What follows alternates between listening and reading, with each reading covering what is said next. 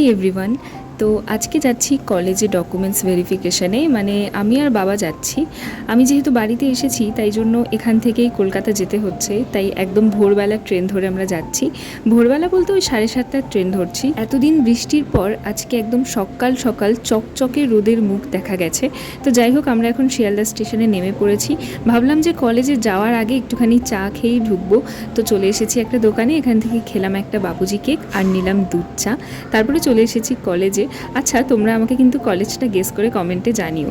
তো তখনও যেহেতু কিছু শুরু হয়নি তাই ভাবলাম যে ব্রেকফাস্টটা করেই নিই। তো পাশের দোকান থেকে খেলাম পরোটা। তারপর তো ভেতরে গেলাম আর আমার গিয়ে একজনের সাথে পরিচয় হলো। তো আমাদের একটা রুমে বসতে বলা হলো, তারপরে অফিস রুমে যেতে বলা হলো।